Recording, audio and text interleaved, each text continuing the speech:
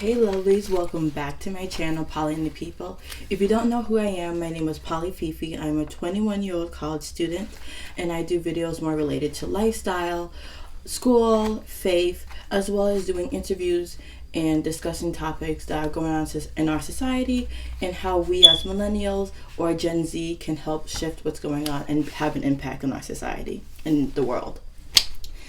In this video, I will be more relating it to school because that is a big part of my existence. I'm third year and so I'm constantly busy with things related to school, and I'm particularly going to be talking about online classes because that is a lot of where education is shifting to currently, and also most of your classes in college are going to be a hybrid of online plus in person. And this is also not just towards college students too. This is also useful if you're a high school student taking a class or taking a course online or doing PSEO, or if you are someone who's trying to learn a new skill and you're using a webinar or some type of online training. So without further ado, let's get into the video. So the first tip on how to be successful in classes are virtual that are online is that when you need to have a planner, and not only have a planner or some sort of planning system, but use it throughout the whole course, training, semester, or year. So for me personally, I've used different sets of planning system. I've used a planner, I've done bullet journaling, and I've also done Google Calendar. Personally, what works for me is that I use a planner while using Google Calendar. I have done bullet journaling. I've been doing bullet journaling since I was a senior in high school, and I just recently stopped that in the fall semester, so fall 2019, and in spring 2020, I have a planner. So currently right now I'm using this planner. It's called Lavish Life. It's by a YouTuber actually who brought out her own planner, Lavish Ruby. I will leave her this link to her YouTube channel in the link down below, in the description down below. But this has been helping me so much. I love it. It has a lot of space, but if you're not someone who just likes to write to-do list or like anything of that, then probably a planner won't be best for you. Planner is more practical. This is what most people use, but it doesn't work for everyone, which is why I'll also suggest bullet journaling. Now you can buy a journal from like literally anywhere, but bullet journaling is more for people that are a lot more visual learners. Planners also work too for visual learning, but bullet journaling takes that an extra step and it gives you more space as well as more artistic outlet. So if you're a more crafty, hands-on person while also being like visual, then bullet journaling is for you. I just did my little simple, but that's just some things. I will do a whole video on bullet journaling because it's its own separate topic, but this might be more for you if you're an artistic learner compared to a planner. But if you are someone that like you don't need the color coding, you don't need to be writing down things, you are a typer, you just want to just get it done, then, and you like alerts and everything else, and you're always more technology driven, then Google Calendar will be more for you, or something of the sort that is like Google Calendar. It allows you to put in assignments, events, to-do lists, all of that in there. And I will also make a separate video for Google Calendar because that's its own other entity that I'm not going to get into. But those are the three things that I use that might be very helpful. But the most basic thing that people use is a regular planner that you get from Target. This one I ordered online. I am not an ambassador for this, for her brand, but I really do like it. So there's that. But a planner is mainly used to be able to know where all your things are, and to know when your assignments are due, and not try and keep everything in your head because you will forget things, but also give you like a heads up, like, hey, project 1 is due soon, and so you're able to look at project 1 and be like, oh, this is going to take me a lot longer than I expected, and so you can get started on it easier, and that helps you be more proactive, more productive, and also helps you not to procrastinate by using a planner. You're also able to see what your week is looking like and how to schedule your time, and also when your week is going to be more busier, and if you need to work ahead on things or need to push things back. So that is all the benefits of a planner. and having a planning system and using it all the way till the end, because best believe once it's finals week or the last week, or like the last week of your course or training or webinar, there is going to be some type of reflection or something like that, and those take a lot longer. Or if you have back-to-back assignments during finals week, you need to know what's going on. Okay, and so tip number 2 that goes hand in hand with having a planner is having a schedule, making a schedule, like making a routine time when you are going to be working on your course, training, class, etc. And also designating not only a time slot, but also a space where you're going to do that work. Most people, when they do virtual learning, they just think, okay, well, I have up until May 21st to finish this, so I'm just going to wing it.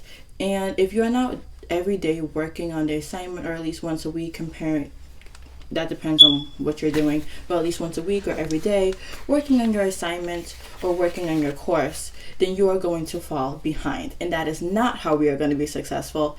And then you're going to be procrastinating, and then you're going to have so much things due at the end of the course, the training, the class, and you're going to be rushing to finish things, and that's how you have sloppy work and half-hearted work, and you want to be putting your best foot forward.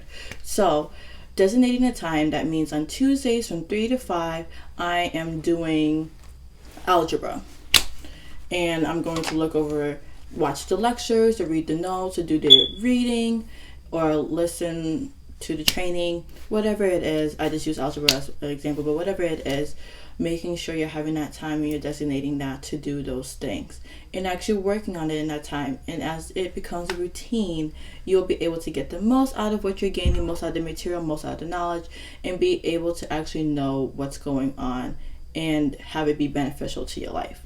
Also, with the side note of having a scheduled place, you do not want to be working on things when you're trying to actually activate your brain by sitting in your bed or watching TV. I am someone who's a sucker for that. I usually watch Netflix while I do homework sometimes, and sometimes I just have to cut it off in order to focus. But you don't want to have other distractions, because you won't be getting the most out of the material, and you're putting your money and you're putting your time, so you might want to get the most out of it. Tip number 3, and I mean this with all seriousness: harass your teachers or your professors or trainer, etc. Harass them kindly, but harass them. And what I mean by harass is that you want them to the point that by the end they know your email address. They're like, oh, there goes Susanna right there, Susanna123@gmail.com. There she is. I already know who this is. This is Susanna Cade, and she's been doing this, she's been asking me questions, because you want them to know you. And you also, if you're doing a training, you want that connection, that networking being built. So further down the line, if you need them for advice or recommendation, or you need them to connect you with someone, you already have that repertoire built with them. If you're in a class and more of a college setting, then you want to make sure that these professors know that you are serious about your grade. And sometimes if you're in more of a class setting and you're getting graded for this work or getting credit, they might not grade your things as correctly as they should. And so if you're always emailing them and getting into contact with them and on their backsides about their job, they'll be like, okay, this person is serious, they're being proactive. I'm very much a big sucker for that. My teachers know me by my email address. I don't even introduce myself, say, hey, this is Polly Fifi. I don't say that. I'm just like, hey, Professor so-and-so, this is what's going on. And they're like, oh, hey, Polly Fifi, this is what's going on. This is what I'm going to do. I've had professors bump my grade up so much just from being in contact with me. I've had professors get me in networking with different type of opportunities just because I'm always in their face. Recently, for example, one of my professors connected me to a networking opportunity, which is now helping me with one of my other classes and helping me get an A in this class. So you don't know what they have behind them. Oh, sorry. You don't know what they have behind them, so you want to be on them and harassing them and making sure that they know you, and putting an email address or a face if you're using something like Zoom for your training or classes, so they have a face or an email address and know who you are.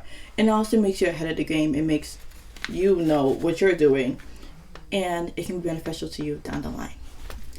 And my fourth and final tip is that making sure you have resources beyond your laptop.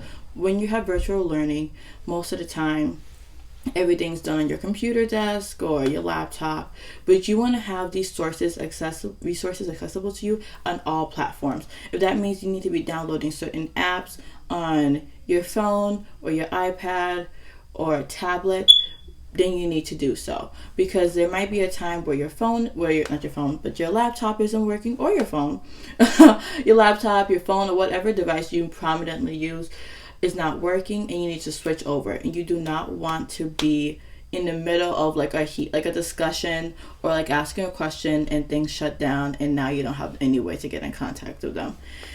For me, or even if you're being mobile, you need that. For me personally, I am someone where I'm always on the move. I'm hardly ever home. I think I spend the most time, if not at school, in my car.